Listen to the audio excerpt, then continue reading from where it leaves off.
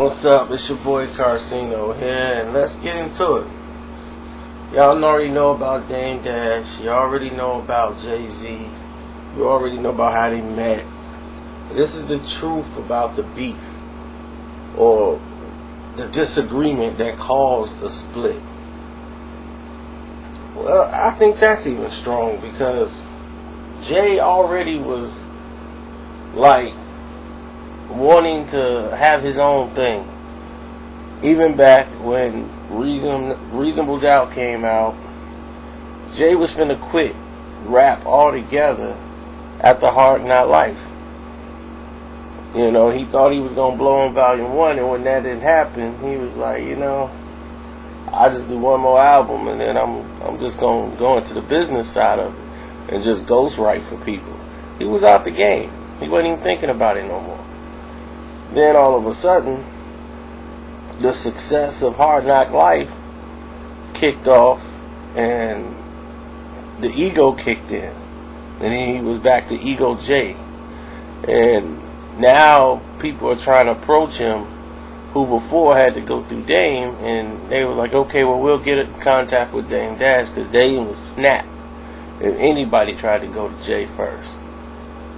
And Jay was like, nah, it's okay, you can contact me. And that was a shock because, Dame was his guy.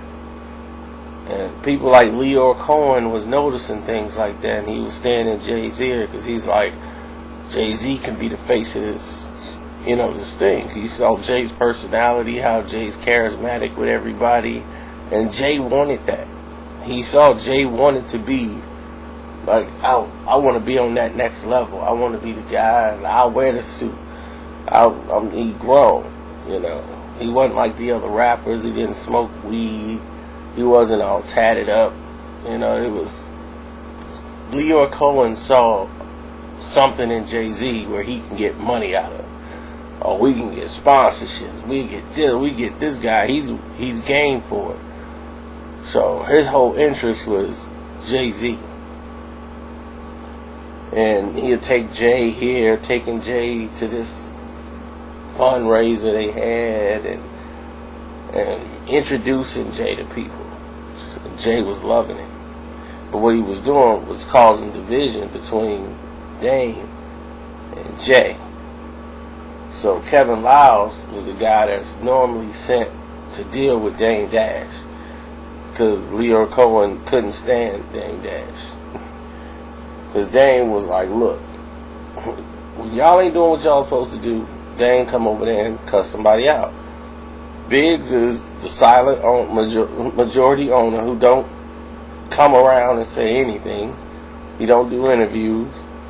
Then you got Dame, who's supposed to take care of the business and be around everybody else. And Jay makes sure Jay's straight. And Jay-Z's the artist. That was the three owners. But Jay wanted something else. Then came, and people always talk about the Big Pimpin' incident on the video shoot of Big Pimpin'. Dame was late. Some of the girls weren't there. They had to call Luke for some girls for the video shoot, and it was like looking like In My Lifetime. Jay did In My Lifetime, and when he first came out, Dame was like, okay, cool, but we did the boat thing. But alright, Dame like whatever. But Dame was late because Dame was taking care of other business with his other little side ventures. Dame had other businesses going on at the time. But before all that, there was other issues y'all didn't even know about. Like, Jay was hot at Dame over it was always over some money. They were on the tour for the Hard Knock Life tour, and Dame was trying to tell Jay, like, man, we'll skip that city altogether if they don't give us what we supposed to get. He was like, Def Jam acting like this the Def Jam tour. And I tell Kevin Liles all the time, man, let me talk to Russell. And they was like, man, look, Russell don't make these decisions. Well, he was like, well, whoever make the decisions, we need to know, because what they doing is y'all send Russell on TV Russell Simmons is on TV talking about the Def Jam tour, and Def Jam ain't put $1 into the tour. Like, we putting up the money for the tour. They ain't doing nothing. So, he was like, it's a Rockefeller tour with everybody else. So, you know, and that's basically it. It had nothing to do with Def Jam. And he's like, but what you do is you come around here like, oh man, and give everybody Def Jam jackets. You know, and give all his artists Def Jam jackets so they can walk around and people can think it's a Def Jam tour. So Dame would go off and snap over stuff like that. But it was an incident where some money in them didn't get to Jay, and they had some issues where they needed something done, and this was like a tour date, like the show was going on that day, and they were like, man, we need that money up, like for real. And they were like, what's the problem? Def Jam didn't send it. They didn't send it, you know, the bread. So when Jay is upset, he get in a quiet mood to where he's just being an asshole. So Dame was just like, oh man, like really, you just gonna shut down? You just gonna shut down? Like, dude, they finna Western Union the money, like, don't even trip. So Dame is over here trying to handle it. Jay is feeling salty about it already, but it was deliberately done to try to make Dame's ass look like he's not handling business.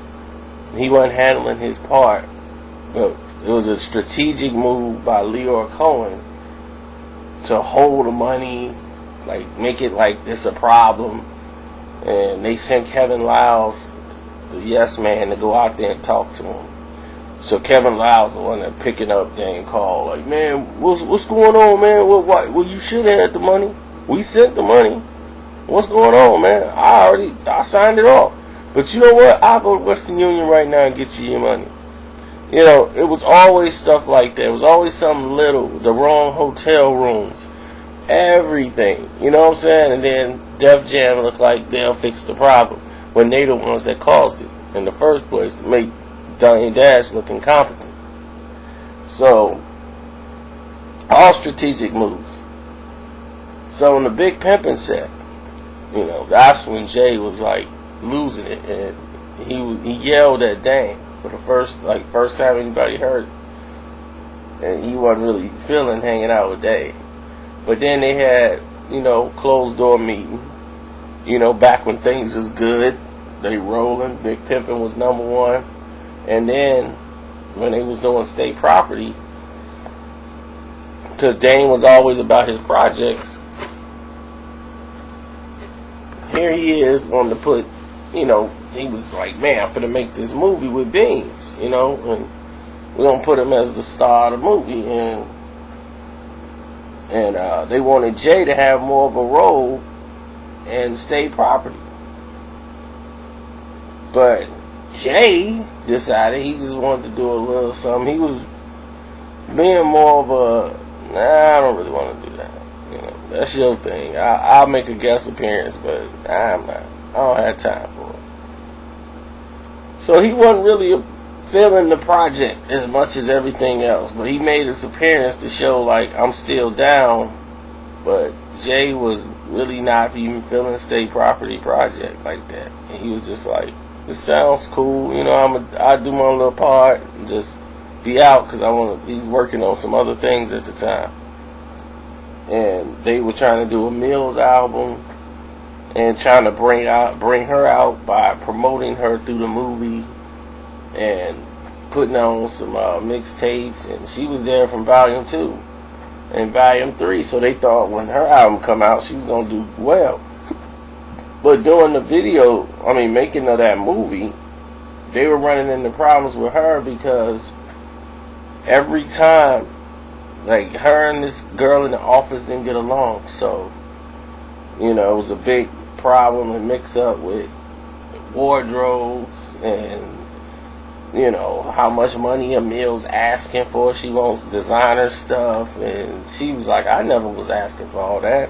And all that peppering, and, you know, and people didn't get back to her to really find out, like, what's going on with her. They just dropped her from the label. Like, man, you know what? We done.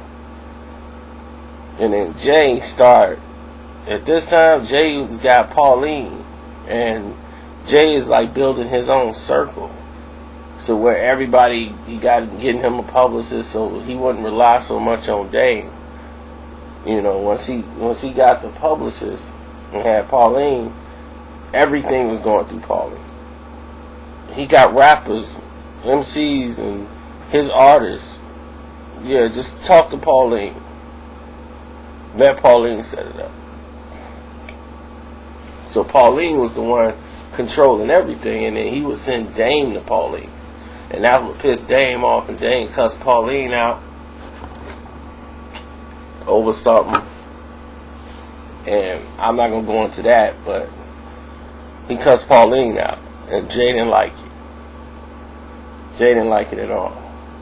So him and Jay had a talk, and then I think this is when Aaliyah passed, and that's when everything came full circle, because Jay was with Aaliyah at the time, and then when she passed, you know, they was like, you know, brothers for life, you know, like brothers, man, you know, brothers. And then they did, I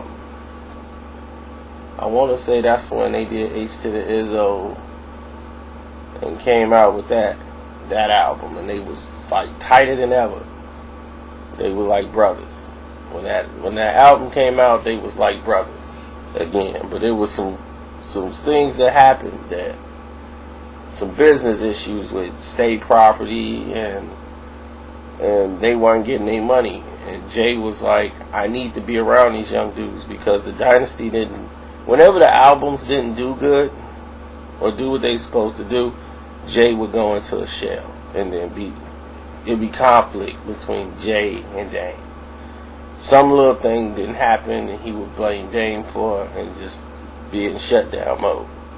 So after the Dynasty album, which was for them a flop, started out hot. Jay was real cool going into it, but at the end, the project didn't do what Jay wanted it to do, and he wasn't too happy with the project success. And they were saying that the problem was a lot of issues happened, and Jay just went in shutdown mode. So he was changing everything. All the young dudes, he's working with them.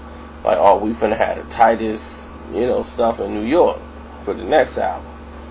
And Kanye had just basically came on board at that time. He had like one song on that album, and he had all these beats, and they were already working on Jay's next album, because Jay wanted to get back. Like, man, we got to get back to the essence, because that sound was dead. Nobody was feeling that arcade like sound no more. And Jay wrote that too much to when he dropped the Dynasty album, people was already out of that. So instead of looking at that as the reason why people didn't like or didn't really feel the album as much as everybody thought, it successfully didn't do what Jay-Z was expecting the album to do at that time. It came out the gates hot and then fizzled out.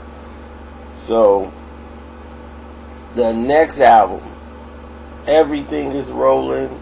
Jay's on he's doing it up with his young dudes. Everything's popping.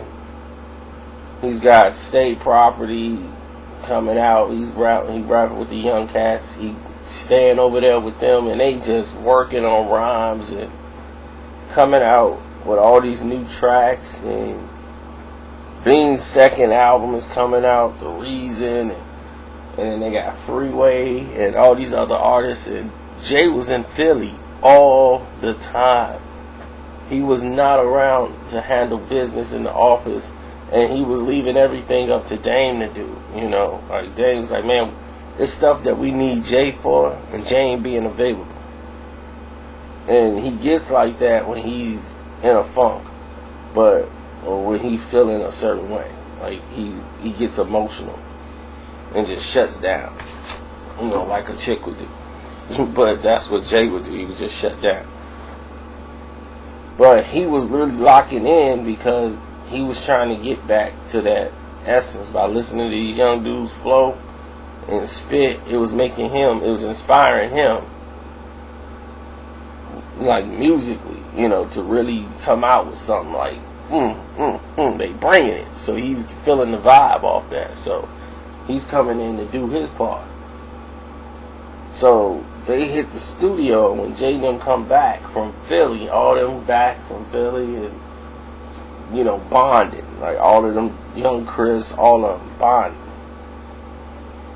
And he just vibing with these dudes. Like Jay and them are tight.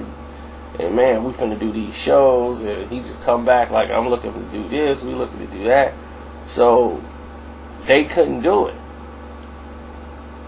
And they was like, what? What you mean we couldn't do it? And they just did like H to the Izzo. They just did the Michael Jackson. That's what Dame was like, man, what you doing, man? We finna do Summer Jam. We finna do, we got Michael Jackson. Like, Michael Jackson finna come out for the Summer Jam. Michael got an album coming out. And dude, you finna bring out Michael Jackson. Like Def Jam called and like, yeah, we set that up. Michael Jackson, Universal. And this and that, we got Michael Jackson. That's all we could tell you is the Thriller. They called him the Thriller. They're like, the Thriller is coming. That's all I could tell you. So Jay-Z is pumped, like, man, this finna put you on a plateau. And so he had the track for Nas, they were gonna do the takeover. And we all know what happened there. But Jay wasn't really feeling, Dame, it was all business at that time. Wasn't really cool. But, alright. But Jay was more leaning towards, this might be my last album. That's coming up. He always had that I'm finna retire attitude.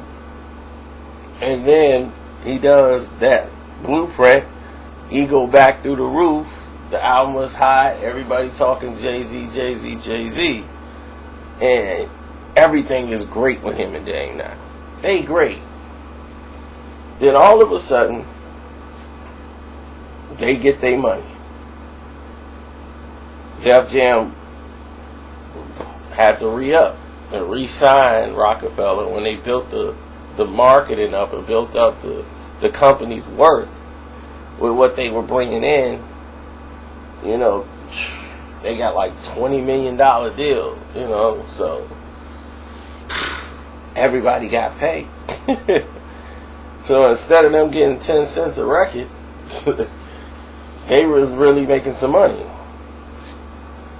And Jay decided to take a vacation. And was like, I'm going to France. And while he's doing this, Dame is like, man, we gotta, even though we got this, we gotta come with, this and that. He was like, yeah, I'm finna go get inspired.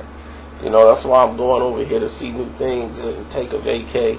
I'm gonna come back, I'm gonna do my thing. You know me, man. Don't play. So when he stepped to the side, Dame was like, all right, man, I got this deal going on. Like, he offered Jay-Z the opportunity to be with State Property, to come out with his State Property thing. Jay didn't want nothing to do with it. Jay was like, Well, he didn't want to get involved. If Leor didn't suggest it, Jay wasn't going to do it. He wasn't listening to Dame no more. Whatever Leor said, this is an idea, this is what I think you should do. Well, this is good for you. The Heineken commercials and all of that stuff, that came later. But at this point, this is what he was telling him you need to do. You need to sit here. You need to be at this meeting. Go here. I got a villa down in Turk and Caicos. Go stay there. So Jay was over there enjoying himself and seeing another side of life. He comes back. Matter of fact, he was on vacation when he found out that Dame Dash, the Dame that talking about, they had already had Cam there and everything else, but when he said Cam was going to be the vice president of Rockefeller Records, it was a deliberate shot at Jay. Deliberate shot at Jay-Z. He knew Jay wasn't gonna go for that.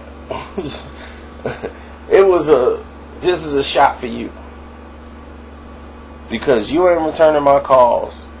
You are not in contact with us. We need you to do certain things, and you ain't even making yourself available. You got me calling Pauline? Alright. So it was like, alright, that's my boy, but, you know, he's in that mode again, so now I gotta be an asshole back. Because that's Dave. And then Beans, you know, now he's really mad at Dave. He comes back, he's really mad at Dave. And without a conversation, you know, like, he don't even want to talk to Dave. So at this time, they like, whatever, with the whole situation. He come back, and Jay's in a certain way, then Biggs get involved, and like, look, man, y'all gotta clean this. They always have a 3-way meeting where they go in there and they clear some stuff out that need to be cleared. And Biggs is like, look, I don't want to ever have to come down here. You know what I'm saying? But y'all got to know it's us. And blah, blah, blah. And they dap it up and they hug it up and then everything back cool. But it really ain't, because Jay still ain't doing what he's supposed to do as far as what Dame needed him to do. If Dame need him to, like, look, I just need you here for 5 minutes to do this and do that, and then we done. That's it. You got the state property shoe deal he got going on. He got this album coming out, and Jay comes back and they put out a brick album. The album was a brick. The Gift and the Curse, all that. They spent marketing that album about $7 million.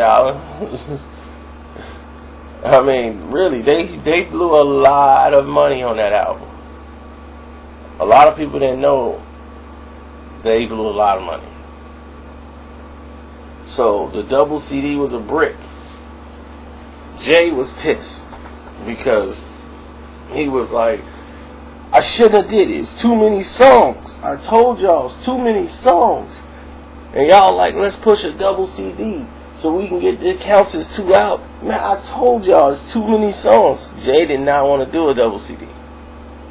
He did not want to do it. And he was like, nah, I don't want to do a double CD. And they pushed him into making a double CD. So when this double CD didn't take off and it flopped, Jay lashed out. You know, like, I told y'all, man, y'all don't listen. I told y'all this was not a good idea. So they tried to recoup some money. They took all the songs that everybody liked off of and tried to re-release it, like Def Jam did, to try to recover some of the money for them making a mistake with the launch. And so they start having meetings like, look, this was terrible. Like, this release was terrible. They blew a lot of money. We didn't recoup a lot of money back. This was a terrible launch, and the marketing was bad. We need to take over that. Like, Def Jam was like, we got to have a meeting about this because we want to make sure Jay's marketed the right way. And that was basically the last time Jay and Dame even spoke during that period. And when he went to work on this album coming up, it was his last album. And Dame was just really putting on a good face, like, for the public, like, yo, my guy Jay, you know what I'm saying, the Black Album and all that, but they ain't talk through the entire process of that album, really. You know, it was just like, whatever, you know, like, we homeboys, but business-wise, they was done. They were done. You know, Jay was moving in another direction. You know, he had started dating Beyonce during the last album. And Dave was like, I'm not going to bring... A man is responsible for being a man, in his opinion. And he'll never blame another woman for another man not doing what he's supposed to do. A man's supposed to do what he's supposed to do, period. So he wasn't never going to blame no Beyonce and him dating Beyonce and trying to court her as the reason why the album didn't do what it was supposed to do. So he's looking at like everybody just got to take responsibility, and that's how Dame was approaching it. Everybody got to man up and take responsibility for themselves being a man. That's just it. That was his position. It was real simple, but it's offensive if you're somebody who's sensitive. And Jay's a sensitive rapper. That's just it. He's a great rapper, but he's very sensitive about certain things. So you gotta be careful how you word things. And Dame just, he's Dame sometimes, but he knows Jay. So they'll clown each other, and I mean they can have a serious argument, and then Dame will still clown them like, yeah, we boys. But in the back of Jay mind, he's still salty, and he'll put on a fake grin, but he'll still be salty. But during that whole thing, they weren't even talking to each other. Then you saw them on stage doing the tour for that New York special, and it looked like they were the best of friends. Well, really, at that time, they really weren't. They really weren't the best of friends. They was associates, some like homeboys that really that grew apart, business wise. But for the homie part of it, but business wise, we ain't really gelling together. So that's where they was at with it. And then we all knew what happened after that. Because when they re-signed the re-up deal, what a lot of people didn't know is Lyor Cohen was going to buy out Rockefeller and sell it back to Jay-Z way before he did it. He offered it to Jay on the table like, look, I'll buy them out and give you Rockefeller. And Jay wouldn't do it. Jay wouldn't go into the deal without Dame and Biggs. And then he told him. And once he told him that, that's when Dame was salty. And he was like, look, they actually wanted to buy me out and give Rockefeller to Jay. And Jay turned them down like, nah, I can't do that to them. So Jay showed his loyalty there when they re-upped. And then when the first project flopped, that first album flopped, Jay was no longer not up for it. So the second time it came around, he said, give me Reasonable Doubt. You got all the other masters. Y'all can have those. Keep them. Let me get my baby. I just want Reasonable Doubt. Y'all can have the name Rockefeller.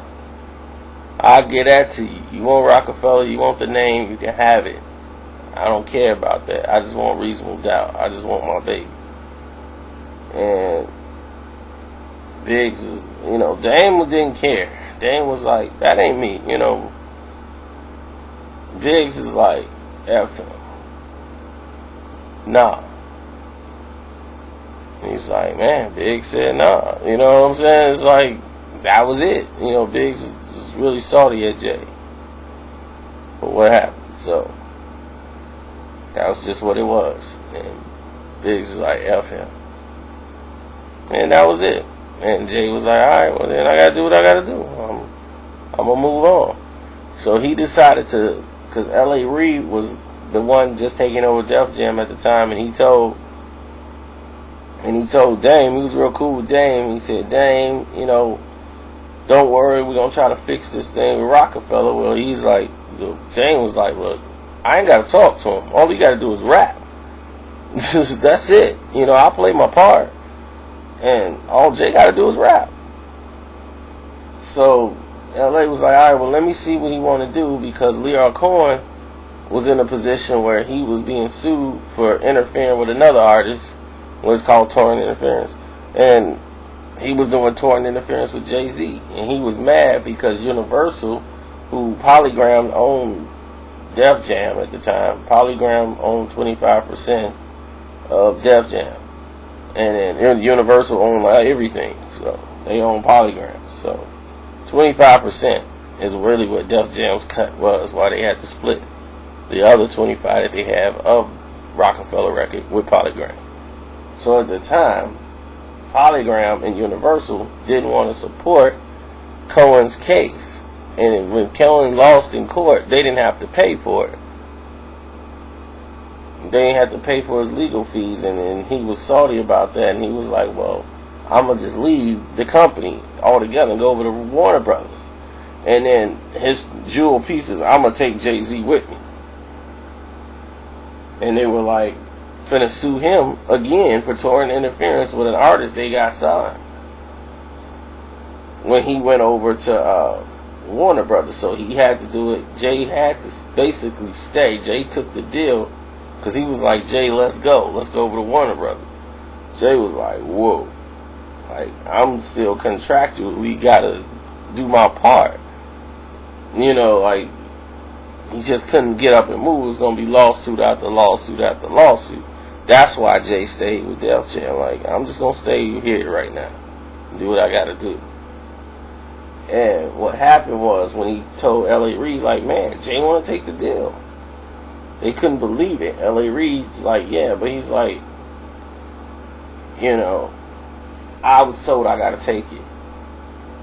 I gotta take the deal. Donna Iron told him, like, look, whatever, take the deal. Jay-Z was like, he'll sign with Rockefeller, but James and Biggs had to be out. That was the only way he was taking the deal. So he was like, but don't worry, man. He's like, and I gotta take the deal, And he was like, don't worry about it. Don't worry about, he was like, don't worry about the label. I'm going to give y'all own label. Then they came out with Rock for Life. And they had to change the name to the Dame Dash Music Group because Rock for Life was close and similar to what Jay-Z owned, and it was going to be another problem. So they changed Rock for Life to Dame Dash Music Group. And all the problems ensued with Dame Dash Music Group because they weren't getting the help and the support from Def Jam that they were supposed to be getting. And it was becoming more and more of a problem. And then they put the deal, allowed Jay to become president of whatever, Def Jam. When Leor stepped down, he was going to put Jay in that position. And it was the worst move anybody could ever do, was to put Jay-Z a president of anything in a other company, and you got Dame Dash under him. But L.A. Reid ensured Dame, like, don't worry, Jay-Z's just the face, really. Still L.A. Reid is the guy running it, because he went through that problem with Babyface when they had LaFace Records. So he knew what Dame was talking about. He knew what was going on with the business side of it, so he could talk to Dame. And L.A. Reid is trying to fix these situations. And what happened is the artist was just being raped, and Leor Cohen was working through Jay-Z. So when he wasn't there, he's basically telling Jay how to sabotage Def Jam, or what to do for himself and how Jay can get money. And what Jay did was use all the budgeted money on himself for that garbage comeback album. But Jay was sucking up all this artists' money. He was only putting out the artists he liked and giving them slight budget money. And all the Def Jam artists is like, man, where's our promotion? Our albums are just popping up in the stores. Because when Leor and them left, they had bled the company dry and mismanaged it for so long. It was already in the red when Jay got in the seat, and L.A. Reid was brought in to try to turn it around. And it had some success, but it was going to take years to develop and pull it out. But what happened was, it kept going dwindling down because you had people who were not there to try to, for the betterment of Def Jam Records. They was in there for the betterment of themselves.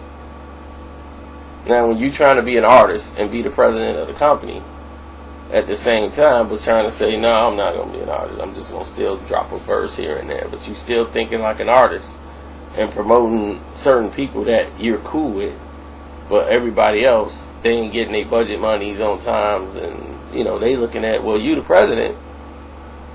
A lot of them ain't looking at Ellie Reed, they looking at you. And then you done blew $20 million on a budget on a brick album. It was time to go. That's why when Jay left Def Jam, he had to pay $20 million to get out. That was the most expensive payout to get out of a contract I've ever seen. He had to pay back and recoup all that money he spent on budget money. He had to get that back to Def Jam. So the Blueprint 3 album was the most expensive album of all time. And we all know what happened there on that album with Lost Ones, but on the Brick album between him and Dame. But, now y'all know. It's going way too long. I tried to make it shorter. And I think I made it longer. I'm out.